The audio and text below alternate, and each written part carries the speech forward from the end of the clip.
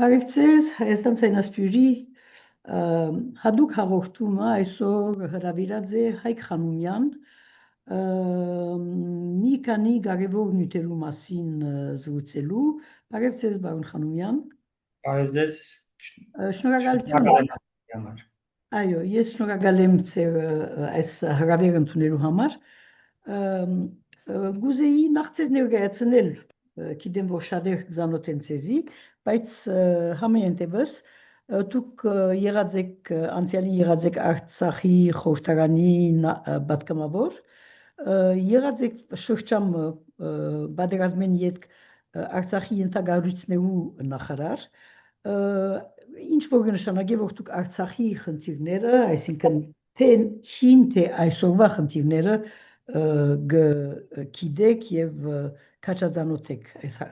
խնդիրներուն, որոնց մասին մի խոսենք անպայման այսօր, եւ հիմա գործեք որպես ժողովրդավարության եւ անվտանգության տարածաշրջանային գեթոնի որպես վերլուծապան, որ հավելյալ այսպես հնարավորություն կդացես այդ որոշ նյութեր շոշափելու։ Պարոն Խանոմյան, գուզեի նախ ձեզի հարցնել թե այս գեթոնը որուն անունը ձեր լուսանգարի ետև գա Regional Center for Democracy and այո, and Security։ Ուրեմն ինչ նյութերու մասին աշխատիք դուք, ինչ ընդհանրապես այս գեթոնի մեջ եւ այս գեթոնը ներկայացուցեք խնդրեմ մեզի։ Այո, կենտրոնը հետ պատերազմյան շրջանում է ստեղծվել 2022 թվականին։ Կենտրոնը ղեկավարում է Տիգրան Գրիգորյանը, նույնպես արցախյան գործիչ է եղել եւ հիմա բավականին հայտնի է փորձագիտական շրջանակներում, հրավիրվում է բավականին հեղինակավոր վայրեր, ենթադրենք ԱՄՆ կոնգրեսի Հելսինկյան հանձնաժողով, տարբեր քննարկումների եւ Հայաստանի վերաբերյալ տարբեր նյութերի հետ կապված, հիմնականում աշխատում է կենտրոնը ժողովրդավարական անվտանգության թեմաներով, ինչպես նաեւ ռազմական թեմաներով, փախստականների խնդիրներով, հատկապես արցախցի տեղահանվածներին վերաբերող խնդիրներով, մենք բավականին որակյալ ռազմական վերլուծաբան ունենք, նյութեր ունենք, որը մեր ռազմական վերլուծաբան Էդուարդ Առաքելյանն է ապահովում, մենք ունենք Էդուարդ Առաքելյան, նյութերը հիմնականում թե միջազգային մամուլում են լինում, բայց Civilnet-ում շատ ավելի հաճախ, զբաղվում ենք նաև ընտրություններին վերաբերող հարցերով, Տաթևիկ Ղազարյանն է մեր վերլուծաբան, հիմնականում այդ խնդիրներով զբաղվում, ես զբաղվում եմ տարբեր քննարկումներ կազմակերպելով, տարբեր զեկույցների վրա աշխատելով, հիմնականում արցախցիների խնդիրների հետ կապված հարցերով եմ զբաղվում, կազմակերպում ենք կոնֆերանսներ, քննարկումներ, դասընթացներ, տարբեր զեկույցներ ենք հեղինակում եւ իհարկե հարցազրույցներ տալի տարբեր լրատվամիջոցների, այդ թվում համաշխարհային լրատվամիջոցների։ Ուրեմն այսօր անպայման պիտի խոսենք այսօրվա մասնակցության եւ ցերկ բերած փորձառության մեկնելով Արցախի փախստականների մասին եւ Արցախի խնդրի մասին։ Ինչ են այսօր պարոն Խանոմյան Հայաստանի այս թիմակրաված մեծ սպառնալիքները եւ սա ընդհանրական մեկ բան է հարցում է, որ մեկնինք դեպի Արցախայություն եւ Արցախի հիմնահարց։ Ինչ է այսօրվա դարաշրջանային պատերազմի բաներեն յետք այս չենք գիտեր թե սկիզբն է թե բաներեն հաբակայի խնդիր է սա, բայց այսօրվա գացության մեջ որ բոլորից ծանոթ է Իրանի դեմ սանձազերծված պատերազմով, ինչ են այսօր դրամատուրգությունները, դարաշրջանային ներքին հարաբերությունները կամ ինտիմությունները եւ ասկե հետևող Հայաստանի մարտահրավերները։ Ինչպես ցույց են տալիս տարբեր սոցհարցումները, սոցիոլոգիական հարցումները, սոնդաժները, Հայաստանի բնակչությունը վերջին տարիներին առավելապես գլխավոր մարտահրավեր նշում է անվտանգության, պաշտպանության հետ կապված հարցերը։ Եվ փաստորեն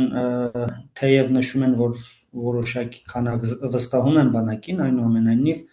ակնհայտ է, որ պաշտպանական համակարգերի նկատմամբ մեծ անվստահություն կա պարտությունից հետո Արցախյան պատերազմում։ Եվ բառացիորեն այսօր քարոզարշավը նաև գնում է քաղաքական ուժերի այս ամենը հաշվի առնելով։ Ուղղակի մի մասը խաղում է այդ վախերի հետ, մի մասը փորձում է դա փոխարինել այլ բառերով, ենթադրենք խաղաղություն ասելով, մտածելով, որ մարդկանց վախերը հենց պատերազմից են եւ պետք է ասել, որ իրենց գալով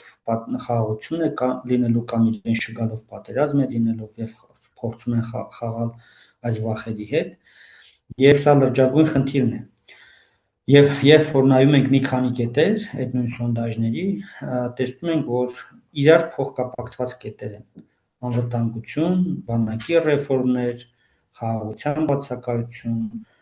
անվստահություն եւ այլն։ Սա ազդում է նաեւ ժողովրդագրական վիճակի վրա, դեմոգրաֆիական վիճակի վրա, որովհետեւ սահմանային մարզերից բնակչության արտահոսք է լինում եւ վերջին տարիներին օրինակ Սյունիքի, Գեղարքունիքի, Տավուշի մարզի բնակչությունը բավականին պակասել է։ Այն դեպքում, երբ Արցախի վերջնական տեղահանումից հետո արցախյան բազմաթիվ ընտանիքներ տեղավորվեցին նաև այս մարզերում։ Նույնիսկ այդ դեպքում բնակչությունը պակասել է մի քանի տասնյակ հազարով, այս 3 սահմանային մարզերի մասին է խոսքը։ Սա լուրջ մարտահրավեր։ 2020-ի թե 23-ի պատերազմի հետ։ Այո, հենց 23-ի պատերազմից հետո 20 թվականից 21 թվականից սկսել է կտրուկ պակասել, 23-ից հետո փաստորեն անվստահությունը ավելի է մեծացել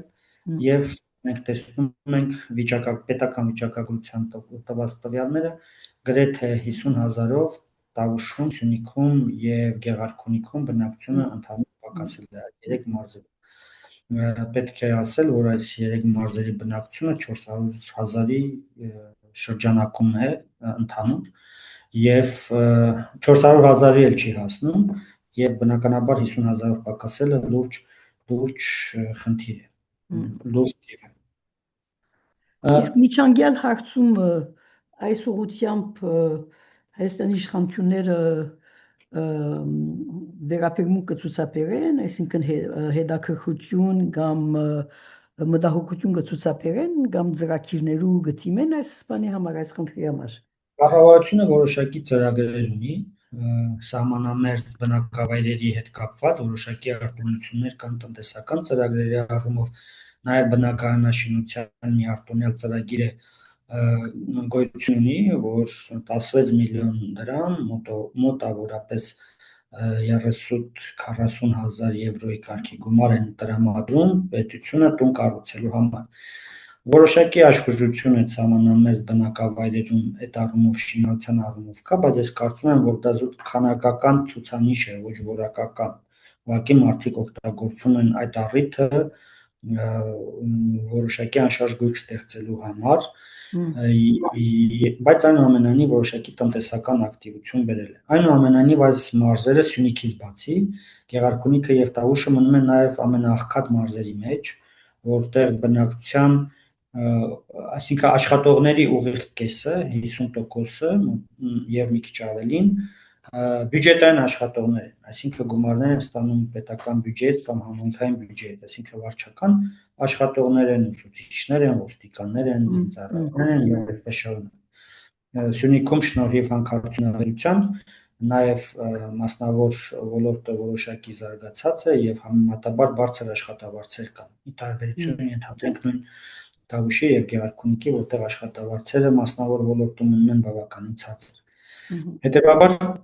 այսպես ամբողջ խնդիր կա, սրան գումարվում է նաեւ իմ կարծիքով սխալ քաղաքականությունը արցախցիների բնակապահովման հետ կապված, երբ կառավարությունը չգնաց ավելի ակտիվ քայլերի եւ ենթադրենք չգնաց բնակավայրերի ստեղծման կամ բնակֆոնդի ստեղծման տարբեր մարզերում, այլ ուղղակի որոշեց տրամադրել բնականների գնման վկայականներ, Եթե սերտիֆիկատներ։ թույլ գուտակ, պարոն Խանոմյան, այս նյութը քիչ մը հետաձգենք, որովհետև շատ կարևոր բան մնե նյութ մնե, ուզեի ավելի ամբողջական ձևով քննարկել ցեզի հետ, բայց երբ խոսենք կառավարության դարած քաղաքականության մասնավորապես դուն քնելու եւ այդտեղ հաստատվելու համար դրված բավական կարևոր գումարները, արդյոք այս մեկ այսպես գործողությունը բան եղած է խարսխված է ընդհանուր մեկ քաղաքականության վրա, թե մեկ առանձնահատուկ առանցին մեկ գործողություն է այս վերապնագեցումը զարփանելու քաչալերելու միտումը։ Սահմանապահ գյուղերում դա նախ եւ առաջ բնակֆոնդի թարմացման ծրագիր է, որի հիմնական շահառուն Ինչ պետք է է բնակֆոնդը, ներողություն շատ բնակֆոնդը բնականային ֆոն, այսինքն բնակարանները, տները եւ այլն, այն ինչ որ ունենք, լեմեզոն, լեզապախտման, այո, լոժման։ հասկանալի է, այսինքն բնակելի վայրերու իրավիճակը, ընդհանուր Կացարանների համագարկը։ այո, այդ ամբողջ համակարգի նորացման ծրագիր է փաստորեն, որը հենց տեղի բնակիչներին է ուղղված, հատկապես այդ սահմանապահ աղքատ գյուղերի բնակավայրերի բնակիչներին, երբ ընտանիքում 2-3 տղա են, պետք է ամուսնացնեն, ընտանիքը մեծանում է, այն մյուսի համար տուն են կառուցում, որպեսզի նոր ընտանիք ձևավորվի, եւ քանի որ տեղի բնակիչները համապատասխան եկամուտներ չունեն, դրա համար պետությունը որոշակի աջակցության ծրագիր է սկսել։ Սա Արցախի հետ կապ չունի, այս ծրագիրը գործում է տեղերում։ Ես ուղղակի պատասխանեցի ձեր հարցին, թե ինչ անում կառավարությունը սահմանամերձ գյուղերի այս վիճակից դուրս գալու համար։ Բայց կարծում եմ կարևոր ցուցիչը այստեղ աշխատանքի բացակայությունը կամ աշխատանքի հնարավորությունները, որովհետև աշխատանք գտնելու համար այնուամենայնիվ երիտասարդների մեծ մասը դուրս են գալիս իրենց բնակավայրերից, գալիս են դեպի Երևան, որտեղ աշխատանք գտնելը ավելի հեշտ է կամ ավելի վատ տարբերակով հեռանում են Հայաստանից։ Այս ծրագիրը, որը բնականների կառուցման սկսվել է կառավարության կողմից այդ գումարների տրամադրման հնարավորություն է տվել մի քանի տարով հետաձգել, ենթադրենք Ռուսաստան աշխատանքի գնալ, որտեղ տեղում որոշակի շինարարական ակտիվություն կա, մարդիկ մնում են եւ աշխատում են իրենց տների կառուցման վրա։ Սա ինչ որ ժամանակավոր լուծումներ է, ես կարծում եմ, եւ պետությունը կարծում եմ պետք է ավելի ակտիվ մասնակցություն ունենա աշխատատեղերի ստեղծմանը շրջաններում, տարբեր խթանման գործիքներով, այն ինչ որ ունի կառավարությունը, հարկերի իջեցում է, տարբեր սուբսիդավորվող վարկեր են եւ այսպես շարունակ։ Սրա մասին է ուզում այս համատեքստը։ Ուրեմն խոսեցաք զանազան բաներու մասին, գեդերու մասին, որոնք դժվարացնեն այսօրվա այսպես վստահության մթնոլորտի ստեղծումը, խոսեցաք նաև ժողովրդական անկումի մասին, մասնավորապես այս սահմանային տարածաշրջաններու մեջ, իսկ ինչ կվերապերի Իրանի դեմ պատերազմի եւ գամ Ադրբեջանի հետ այսօրվա այսպես բանակցություններու իրավիճակի եւ այլն այս բոլորին եկող բոլորի ունեցած անդրադարձը ժողովրդի այսպես մտայնության վրա այս ընդրություններուն վրա ինչ կսեք այս մասին։ Նախ Իրանի պատերազմը արդեն իսկ ազդեցություն ունի Հայաստանի վրա, որովհետև Իրանով որոշակի ապրանքատեսակներ էին գալիս Հայաստան եւ նկատվում է այդ ապրանքատեսակների եւ լոգիստիկայի, այսինքն տրանսպորտի, բեռնափոխադրումների որոշակի թանկացում։ Նախ բարձրացրել են այդ ընկերությունները իրենց գները, առաջացել են նոր ապահովագրական վճարներ, Իրանը արգելել է պարենային ապրանքների արտահանումը իր երկրից, այսինքն պարենի մթերքների արտահանումը, հետևաբար Իրանի միջով եկող տարբեր ապրանքներ եւ իրանական ապրանքներ, մթերքներ, պարեն չեն կարող փաստացի ստանալ։ Սա բերել է որոշակի թանկացման, ապրանքների սուղ են դարձել ապրանքները ավելի որոշակի։ Սա արդեն իսկ ազդեցություն է։ Երկրորդ, բնականաբար տարածաշրջանային այս մեծ լարվածությունը իր ազդեցությունը կարող է ունենալ տարբեր ձևերով, նայած ինչ սցենարներ կզարգանան, ինչ դիրքորոշում կամ հետագա վարքագիծ կդրսևորեն Ադրբեջանը կամ Թուրքիան, ինչքան էսկալացիան կշարունակվի այս պատերազմի, հետևաբար Հայաստանի կառավարությունը նմանապես եւ Հայաստանի ժողովուրդը պետք է տարբեր սցենարների պատրաստ լինի, այդ թվում նաեւ պարենային լուրջ դժվարությունների, մենք գիտենք, որ Ռուսաստանում նույնպես Ռուսաստանը Ուկրաինայում պատերազմի մեջ է եւ Ուկրաինան նմանապես որոշակի դիվերսիոն գործողություններ է իրականացնում ռուսական ենթակառուցվածքների ուղղությամբ, ենթադրենք,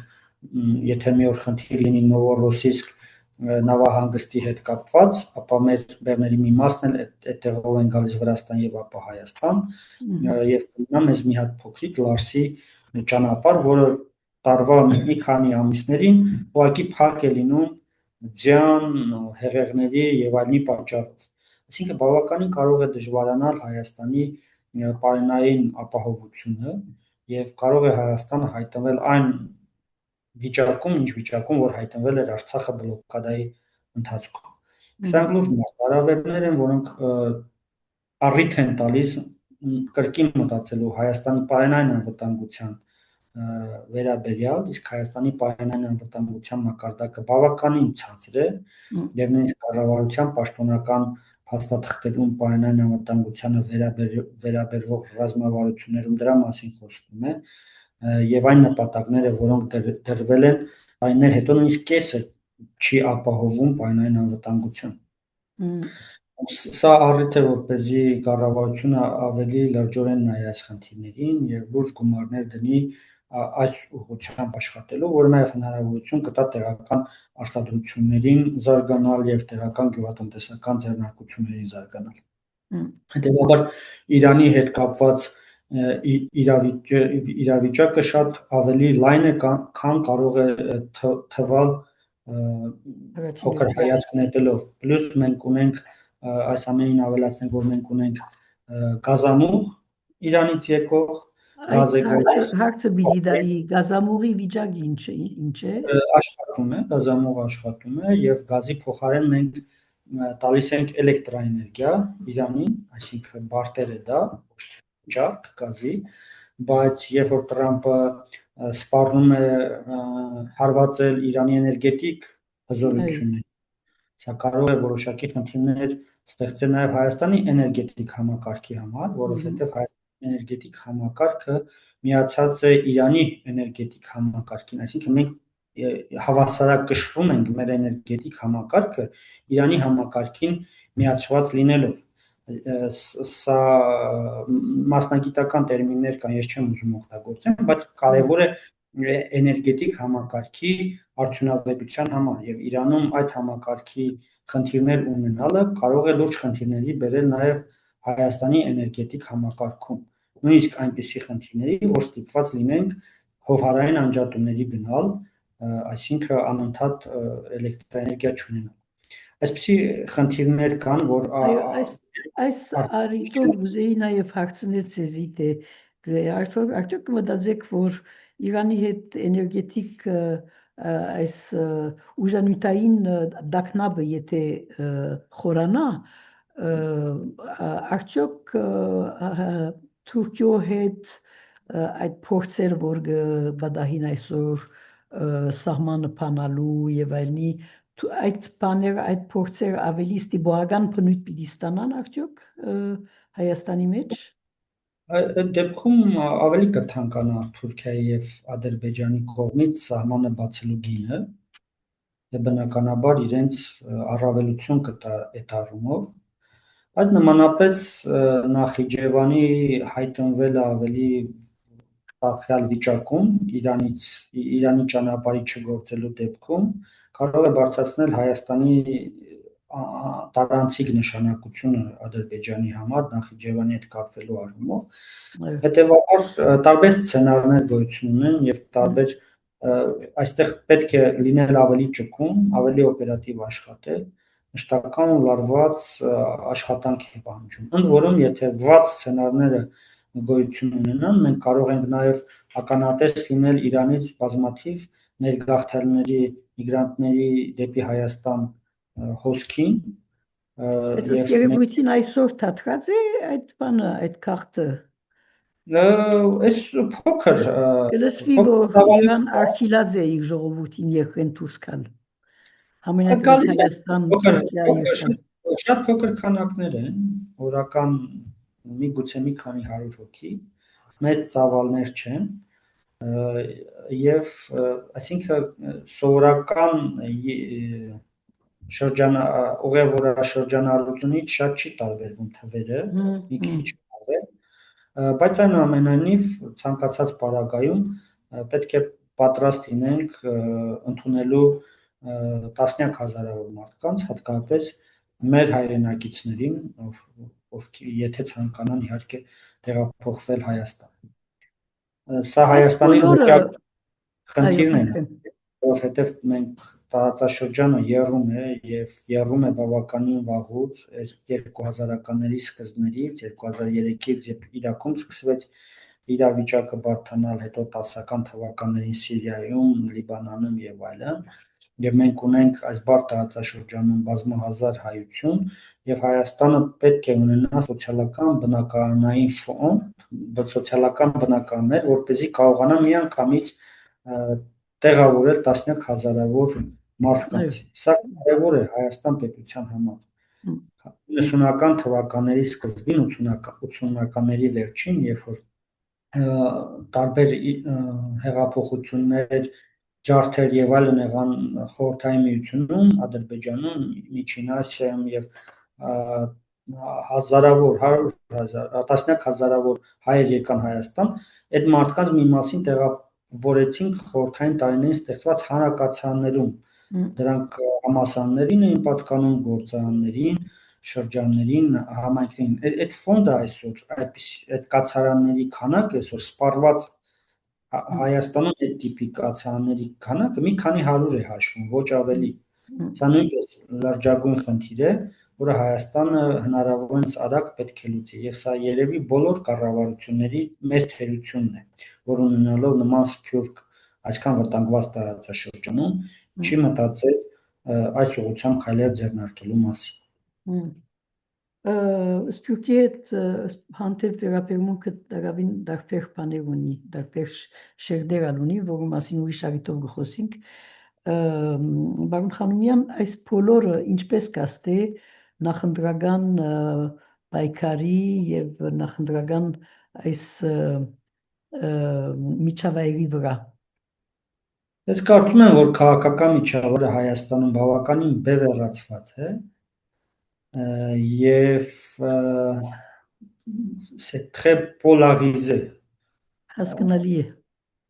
Եվ այս բևեռացումը աշխատում է իշխանության օգտին։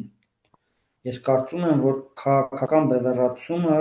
Փաշինյանը կարողացել է օգտագործել մեծ դիվիդենդներ շահելու համար քաղաքական ճամբարում եւ ակտիվությունը կարծես ընկել է այդ թակարդը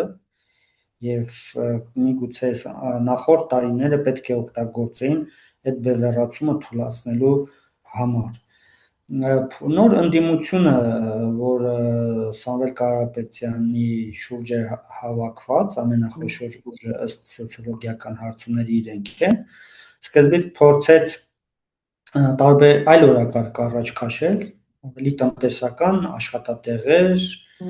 չգիտեմ, տարբեր ծրագրեր, բնակարանաշինություն եւ փոքր բիզնեսի հարկերի կրճատում եւ այսպես շարունակ, բայց իրենք էլ ժամանակ առ ժամանակ ընկնում են այդ բևեռացման մեջ եւ ընդունում են համապատասխան հարվածներ։ Հետևաբար Քավոզարշավը նույնիսկ պաշտոնական դեռ չի էլ սկսել, բայց խոշոր ուժերը նրանք, ովքեր մեծ ռեսուրսներ ունեն, առաջին հերթին իշխանությունը, Սամվել Կարապետյանի ուժը, Ռոբերտ Քոչարյանի գլխավորած ուժը, դաշինքները եւ այսպես շարունակ արդեն սկսել են իրենց հանդիպումները ժողովրդի հետ եւ ռեսուրսներ այս ուղղությամբ եւ արդեն իսկ զգացվում է բևեռացումը։ Սոցիոլոգիական հարցումներ այնուամենայնիվ վկայում են, որ Փաշինյանը առավելություն ունի ընդդիմության նկատմամբ։ Ես չգիտեմ սա ինչպես կավարտվի հիմնական փուլում քարոզարշավի, մայիսին ցույց կտան արդյունքները, բայց արդեն բոլոր սկանդալներ թույլ են տալիս խոսել, որ բևեռացումը ել ավելի է մեծանալու եւ ցավոք սրտի թիրախավորման նոր խմբեր են ի հայտ գալու, ինչպեսիք ենթադրենք արցախցիներն են, որոնց թիրախավորելով փորձում են որը դիվիդենտներ շահել։ Ուրեմն գաշտատարեն յետք վերսկսինք մեր զրույցը Վարդան Հայկ Խանոմյանի հետ, որ այսօր բերական զանազան պաշտոններ սպառեցնել է յետք, այսօր փորձակետ է ժողովրդավարության եւ անվտանգության դարաձաշրջանային կենտրոնի մեջ Երևան։ Ուրեմն պարոն Խանոմյան, ուրեմն քիչ առաջ կխոսեինք բևեռացված հասարակության մասին եւ մասնավորապես Արցախի թեմայի եւ արցախցիներու թիրախավորող գեցվածներու մասին, մասնավորապես Նիկոլ Փաշինյանի այսօրվա իշխանության շրջանագի կողմէ։ Վերջերս ուրեմն միջադեպի մարիտով այս խնդիրը ավելի բան կդավ, արձական կդավ ժողովրդի մեջ, փոխադրամիջոցի մեջ երիտասարդ մայրը իր զավակին հետ գտնվեր Նիկոլ Փաշինյանի գտնված բանի մեջ, մեքենայի մեջ, այո, եւ Նիկոլ Փաշինյան ուզեց իր այս Հայաստանի այսօրվա իրական եւ այլն Հայաստանի քարտեզը ներկայացնող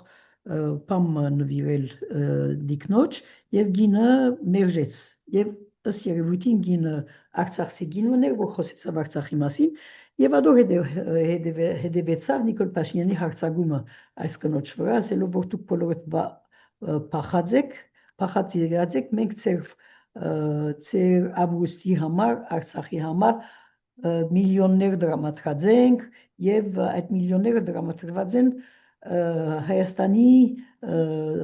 դուրքերով, Հայաստանի բնակչության վճարած դուրքերով։ Եվ դուք ուրեմն շատ հետաքրքրական մեկ բան գրածիք, գրառում գրածիք հասնույթի մասին, ասելով որ ոչ թե հիմա մանրամասնությունները ցեզ մեր պիտի խնդրեմ, ասելով որ ոչ թե Հայաստանի դուրք վճարողներն են, որ Արցախի գումար հայթայթած են, Արցախի պետության, կառավարության կամ ժողովրդին, այլ իրականության մեջ այդ գումարները Արցախի շնորհիվ է, որ Հայաստանի պետական եկամուտի մեջ մտած էին։ Ինչ է ցեր այդ բանը, այդ պատճառաբանությունը։ Այս թեման շատ է շոշափում իշխանամետ եւ քաղաքացիական պայմանագիր կուսակցության կողմնակիցները, նշելով որ գիտեք, տասնամյակներով մենք ձեզ պահել ենք, իսկ դուք այդքան բան եք գտնվել, երախտամոռ եք գտնվել եւ քննադատում եք Փաշինյանին ու իր կառավարությանը կամ քաղաքացիական պայմանագիր կուսակցությանը եւ այլն, իրենց ասոցացնելով Հայաստանի հետ,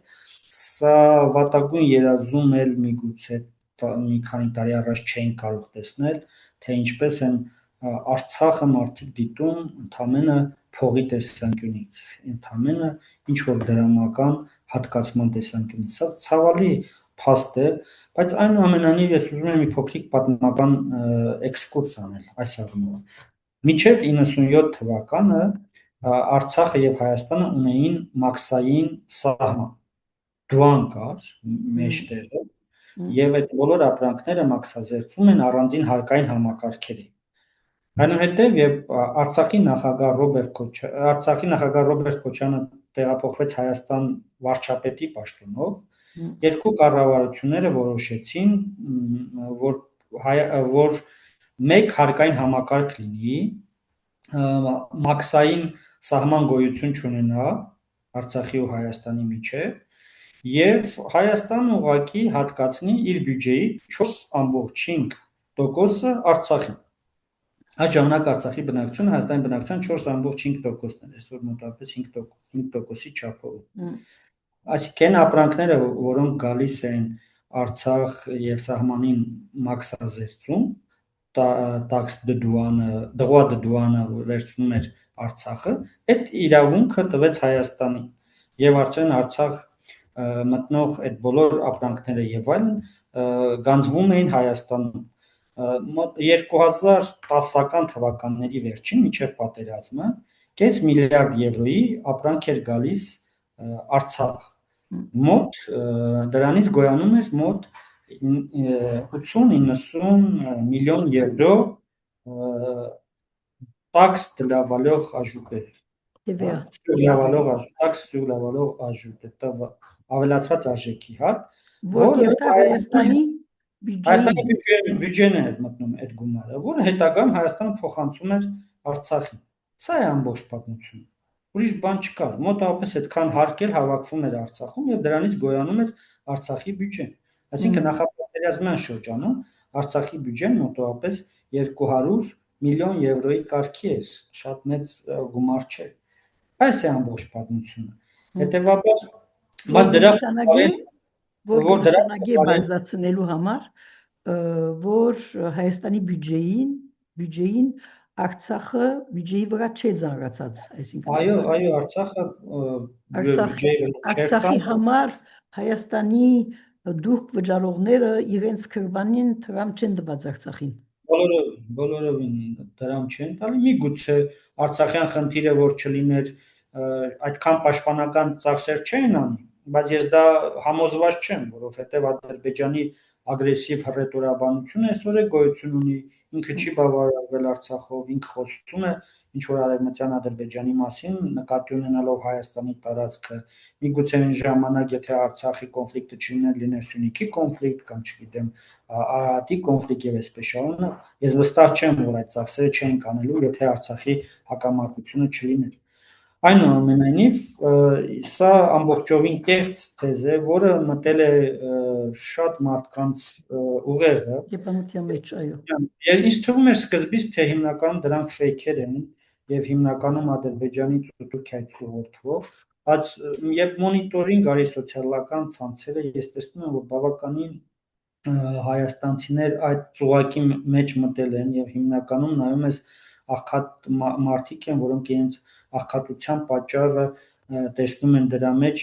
իրենց այդպես են բացատրել եւ դա ամենացավալի բանն է։ Այսինքն սա քաղաքական էլիտան, քաղաքական ուժերը պետք է թույլ չտային, բայց ցավոք սրտի այդ ատելության, ներազգային թշնամանքի այդ սերմանողը դարձել է հենց քաղաքական ուժը, քաղաքական ղեկավարը։ Իշխանության վրա գտնվող օրը մետրոյում Նիկոլ Փաշինյանը մի քանի այլ անձի է առաջարկեց այդ քարտեզը, մի երիտասարդ տղայի, մի լրագրողի, որոնք մերժեցին։ Եվ ինքը սիրալիր շարունակեց իր ճանապարհը, բայց արցախցի կինը երբ մերժեց, ասեց, որ մեր քարտեզը ավելի մեծ է, մեր տղան 12000 կիլոմետր քառակուսի ավելի քարտեզ ունի եւ այլն, սկսեց հարձակվել այդ կնոջ վրա, վիրավորել բոլոր արցախցիներին հավաքական։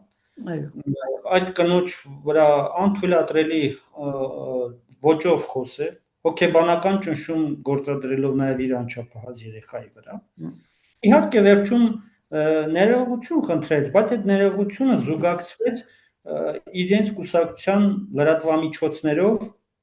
այս կնոջ նկատմամբ այդ թվում մանիպուլյատիվ, այդ թվում կեղծ հոդվածներով, պնդումներով եւ այլն։ Շատ հստակ է, շատ ակնհայտ է, որ այդ ներողությունը քաղաքական բան ունի, միտումներ ունի։ Համենայն դեպս այս նյութեն ամիջապես կուզեի անցնել արցախցիներու այսպես գենցաղային եւ քաղաքական խնդիրներու մասին ծեր գարձիկով այս իշխանության այս ոչ միայն խոսույթը, բայց նաև վերաբերմունքը արցախցիներու հանդեպ ինչ անդրադարձ կունենա այսօր արտաքցիներու անվտանգության եւ արտաքցիներու մերումի, այսինքն ինտեգրացիոնի վրա ժողովրդի մեջ, հասարակության մեջ։ 2023 թվականի բռնի տեղահանումից հետո Հայաստանի կառավարությունը մի շարք ծրագրեր արեց, կարճաժամկետ, միջնաժամկետ եւ հիմա փորձում է երկարաժամկետ անել։ Կարճաժամկետը համեմատաբար հաջողված էր, միջնաժամկետը նույնպես արդյունավետ էր եւ բնակվարձի փոխհատուցում էին տալիս, բայց հետագայում դրա կրճատումը, հատկապես միջնաժամկետ ծրագրերի, ավելացվեց արտագաղթողների թիվը, այս պահին 15000-ի Իսկ այդ կրճատումը նախադեсված կրճատում է, թե առանց այսպես բանի նախազգուշացումի կամ ծրագրի մաս կգազմեր այդ ընդմիջումը։ 6 ամիս առաջ հայտարարել էին, բայց կարծում եմ սխալ էր կրճատելը, որովհետև դա ավելացրեց արտագաղթը։ Այս պահին մենք 15000 տեղահանվածներից արտագաղթած մարդ ունենք Հայաստանի սահմաններից դուրս, եւ դա մեծ թիվ է, ընդհանուր Արցախի բնակչության 10%-ն է։ Մենք չգիտենք ինչքան են արտագաղթել 20-ից 23 թվականի ընթացքում, ըստ 23 թվականից հետո արտագաղթածների մասին է, եւ սա մեծ թիվ է։ Մի շատ կարեւոր բան, Հայաստանը ընդունել է նոր ռազմավարություն, ժողովրդագրական ռազմավարություն, որը մինչև 2040 թվականը միջոցառումների ցանկ է, ծրագրերի ցանկ է, որ Հայաստանը ինչքան գումար պետք է ծախսի եւ ինչ միջոցառումներ պետք է անի, որպեսզի բնակչության մեծ անկում թույլ չտա։ Այս պահին 3 միլիոնից մի քիչ ավելի բնակչությունը ըստ այդ ռազմավարական ծրագրի կառավարության ջանքերի շնորհիվ պետք է կանգ առնի 2.6 միլիոնի վրա, այսինքն էլի պիտի նվազի այդ ծրագրով։ Այս դեպքում 15000 արցախցու կորուստը ոչ միայն 15000 ֆիզիկական անձի կորուստ է, այլ նաև Հայաստանից ավելի երիտասարդ բնակչություն ունեցող, Հայաստանից ավելի լավ ժողովրդագրական ցուցիչներ ունեցող Արցախում կանայք մի կնոջ հաշվով, երեխա ունեցող կնոջ հաշվով ընդհուպ մինչև 2.3 երեխա է բաժին հասնում, Հայաստանում 1.6, որպեսզի պատկերացնենք տարբերությունը։ Այս ռազմավարությամբ նպատակ է դրվել հասնել այդ թիվը 1.6-ից 1.8, այսինքն ամեն եւ պլյուս սելեկտիվ աբորտներ բանում Արցախում չկային։ Այո։ Հայաստանում շատ են տարածված եւ դակավին տարածված է։ Բավական տարածված է, տակավին տարածված է, իսկ Արցախում դա գրեթե գոյություն չուներ։ Դրա մասին վկայում է ծնված աղջիկների եւ տղաների թվերի հարաբերությունը։ Հետևաբար սա նաեւ ժողովրդագրական առումով բավականին երիտասարդ, բավականին լավ ցուցիչներ ունեցող բնակչություն է, որը կարևոր նշանակություն կարող է ունենալ Հայաստանի առնվազն ժողովրդագրական առումով։ Բայց փաստորեն կարծում եմ մի քիչ սխալ կառավարումը այդ ծրագրերի բերեցին ծանր հետևանքների այս առումով։ Այս պահին բնակ ապահովման ծրագիրն է շրջանառության մեջ, սերտիֆիկատ են տրամադրում։ Խոսեք այդ ծրագրի մասին, խնդրեմ։ Այո, սա ենթադրում է, որ Հայաստանի քաղաքացիություն ձեռք բերած անձիկ կարող են մեկ շնչի հաշվով տարբեր վայրերում 3-ից 5 միլիոն դրամ, դա միջինը 10000 եվրոյի կարգով մեկ շնչին հաշվով գումար ստանալ կառավարությունից տուն գնելու համար։ Բազմանդամ ընտանիքներ։ Այդ գումարը նվիրատվություն է, թե փոխառություն է։ Դա փոխառություն է, բայց որը վճարում է կառավարությունը։ Հետևաբար քաղաքացու նվիրատվություն կարող են քաշվել։ Խնդիրը ինչն է։ Խնդիրը այն է, որ բազմանդամ ընտանիքները հեռու մարզերում, որտեղ գումարը բարձր է, կարողանում են այդ գումարով տուն գնել։ Բայց այնտեղ էլ աշխատանք չկա։ Այնտեղ որտեղ աշխատանք կա Երևանում եւ մերձակա շրջաններում, այդ գումարը ցածր է եւ ընտանիքները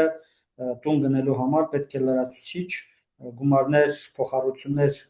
բանկերից վերցնեն։ Դրա համար աշխատանք է պետք, որոշակի կայունություն է պետք, գրավ է պետք եւ այսպես շարունակ։ Հետևաբար խնդիրներ կան, այդ է պատճառը, որ այս պահին 25,000 պոտենցիալ ընտանիքից տուն ստացել են մինչև 2,000 ընտանիք։ Այսինքն 10%-ն էլ չէ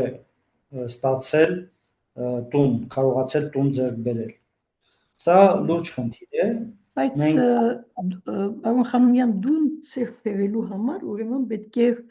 Հայաստանի քաղաքացիություն ստանային, որ կգարձեին, որ ունեին, բայց չունեին, եւ որ կնշանակե փախստականի գաղթավիճակեն հրաժարիլ, այսպես բան մկոյություն ունի։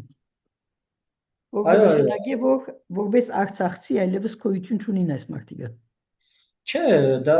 չեմ կարծում, դա կնշանակի, ուղղակի մարդիկ հոգեբանական խնդիրներ ունեն,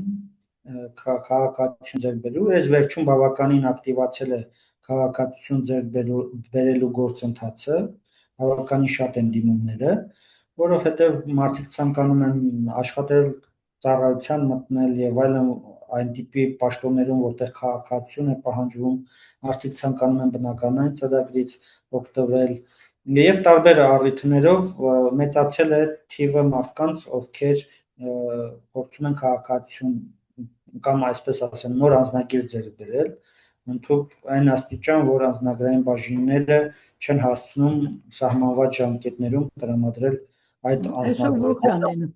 Ինչ տոկոս կդրական 34,000 մարդ այս պահին ստացել է, երեխաներ ներառյալ անձնագրավորվել են 34-35,000 մարդ եւ գործընթացը արագ զարգանում է։ Ընդ որում այն մարդիկ, որոնք առաջին անգամ անձնագիր ստացել են Հայաստանից, դրա կարիք չունեն։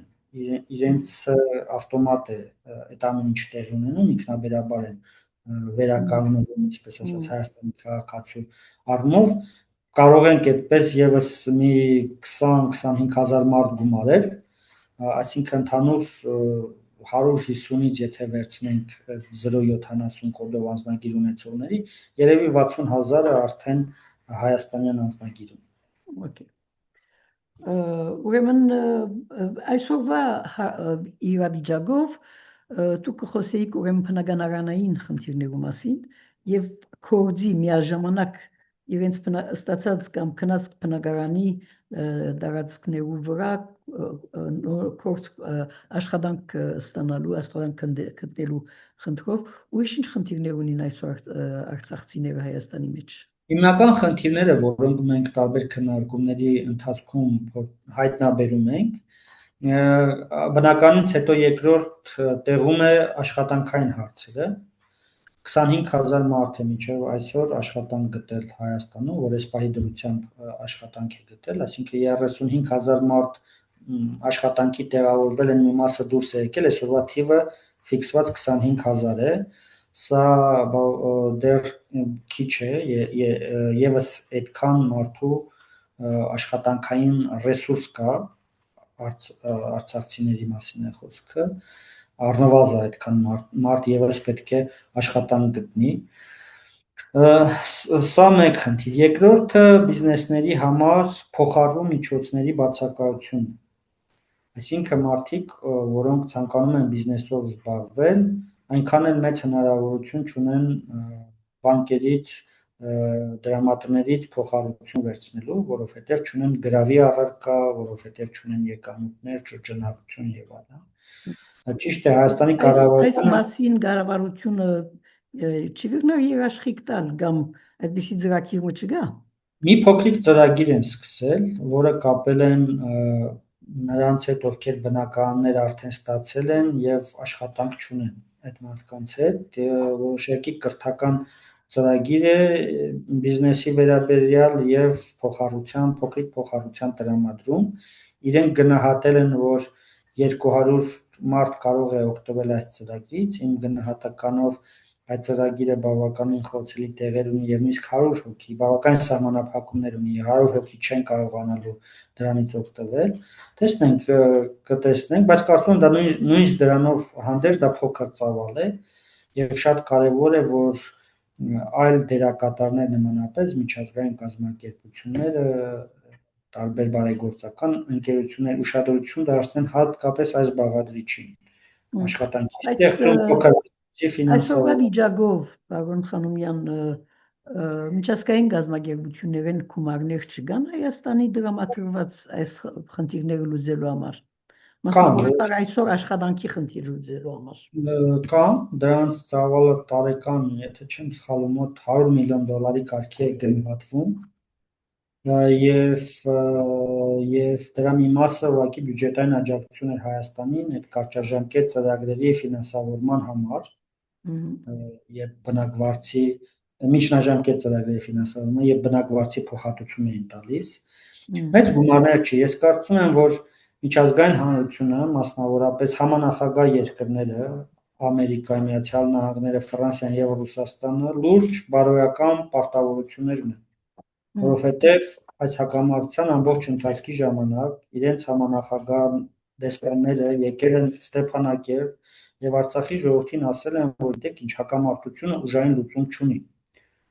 Եվ փաստորեն տեղի ունեցել ուժային լուծում, տեղի ունեցել ցեղասպանություն, էթնիկ զտում, եւ այսօր այդ երկրները այտենց ինչ որ փոքր բաներ են փորձում, ծրագրեր են փորձում իրականացնել, ցույց տալով, որ իրենք աջակցում են տեղահանված բնակչությանը, դա բավականին քիչ է, իրենք լուրջ պարտավորություններ են ստանձնել եւ չեն կարողացել այդ պարտավորությունները իրականացնել, հետեւաբար պետք է լուրջ ներգրավում ունենան այս հումանիտար խնդիրների, հումանիտար տնտեսական խնդիրների լուծման գործում։ Գիտենք, որ անցյալին, երբ Սումգայիթի, Կիրովաբադի եւ այլնի ճակատները եղան եւ մեծ թիվով հայեր եկան այդ շրջաններեն Հայաստան, Հայաստան փորձեց աշխարհին ցույց տալ, միջազգային հանրության ցույց տալ, որ Հայաստան այս խնդիրները գլուծե եւ իրականության մեջ օգնության պետք չունի եւ այս հարցը, այս փախստականներու խնդիրը արդեն իսկ այն ժամանակ պետք եղած ցևով չներկայացավ միջազգային հանրության։ Մինչ այդ տեսանք, որ Ադրբեջան իր փախստականները կամ ներքին դերահանվածները, դերափոխվածները դարիներով այսպես ցուսադրեց եւ այդ բանը շահարկեց այդ խնդիրը։ Այսօր նույն դպավորությունը չունի, դուք որ Հայաստան փորձե իր միջոցներով կամ փոքր օգնություններով այս խնդիրը լուծել եւ դες ցևով անդեսանելի խնդրի վերածել Հայաստանի կողմէ, արդյոք ռազմավարական խնդիր մոկոյություն չունի այսօր։ Իհարկե գոյություն ունի, հենց սկզբից սխալ կոմունիկացիա, սխալ հաղորդակցություն եղավ դրսի աշխարհի հետ, արտաքին դերակատարների հետ, տեղահանված բնակչության հետ կապված։ Միանգամից հայտարարեցին, որ Հայաստանը առանց որևէ խնդրի ընդունեց 100,000-ից ավելի բնակչություն, առանց վրանների եւ այլնի, բայց վրան չէր լինելու։ Արցախցիները Հայաստանի հետ, Հայաստանի բնակչության հետ սերտ կապեր, այսինքն Հայաստանի շարունակությունն էր, Հայաստանը ի վերջո Արցախ։ Կարևոր մասը, կարևոր մասը։ Մարդիկ գիտեին, որտեղ կարելի է բնակարան վարձել, որ բարեկամներ ունեն եւ այլն, ոչ մեկը դրսում չէր մնա։ Այսի խնդիր չկար, նույնիսկ եթե կառավարությունը քայլ չձեռնարկեր։ Ուզում եմ ասեմ, սա սխալ ուղերձ էր աշխարհին եւ բնականաբար աշխարհն երևի թեթևացած շունչ քաշեց, որովհետեւ ուկրաինական հակամարտության հետ կապված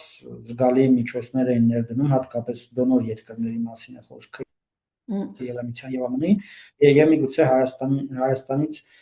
շունչ քաշեցին։ Կարծում եմ կառավարությունը պետք է դոնորների հավաք կազմակերպեր, ասել, որ այս խնդիրների արժեքը ենթադրենք արժի այսքան միլիարդ եվրո կամ դոլար, Հայաստանի կառավարությունը դնում է ենթադրենք 30-40%, բայց մնացած մասը խնդրում ենք դուք դրեք կամ մասնակցեք այս խնդիրների լուծմանը, սա պետք է լիներ։ Չէր կարելի այս հարցերը այսպես թողնել ինքնահոսի եւ հետո անընդհատ կանել ազգային ժողովի նիստում կամ տարբեր եթերներում ու ասել ինչ որ բաներ, որոնք ծիծաղելի են, հա, Փաշինյանն ասում կրկնել, որ իր կառավարությունը ամենաշատն է արել արցախցիների համար։ Երբ որ իր կառավարության օրոք Արցախը դադարել է գոյություն ունենալ։ Այսինքն ամեն ինչ մարդիկ չափում են փողով, աջակցությամբ, չգիտեմ ինչով, արդյունքը էական չէ։ Վերջացնելու համար պարոն Խանոմյան, դուք եղած եք եւ դակավին կմնաք Արցախի խորհրդարանի անդամ։ Ինչ են այսօր խորհրդարանի գործառույթները։ Չէ, ես անդամ չեմ 20 թվականին 2015-ից 20 թվականին եմ խորհրդարանի անդամ եղել եւ 20-ից 22 թվականին նախարար։ Արցախի ազգային ժողովի падգամավորները ներկայացության շենքում հավաքվում են, գնում են տարբեր շրջաններում հանդիպում են արցախցիների հետ, որոշակի հայտարարություններ են անում։ Ես կարծում եմ իրենք էլ ծանր վիճակում են, որովհետև անընդհատ նաև Հայաստանի իշխանության կողմից հրապարակային քաղաքական պարսավանքի են արժանանում եւ տարբեր իրենք էլ են թիրախավորվում։ Մի խոսքով շատ բարդ շրջան է եւ կարծում եմ Հայաստանում այս պայն չկա իշխանություն, որը քաջություն ունենա այս խնդիրների շուրջ ավելի կառուցողական դիրքորոշում ունենալ։ Շնորհակալություն այս հարցազրույցի համար, Հայկ Խանոմյան, ցեզի հաջողություն կմաղթեմ, կհիշեցնեմ, որ մեր այսօրվա հյուրն էր պարոն Հայկ Խանոմյան, ժողովրդավարության եւ անվտանգության դարաձաշրջանային կենտրոնի վերլուծաբան եւ Արցախի նախկին ենթակառույցներու նախարար եւ նախկին պատգամավոր։ Շնորհակալություն, պարոն Հայկ Խանոմյան։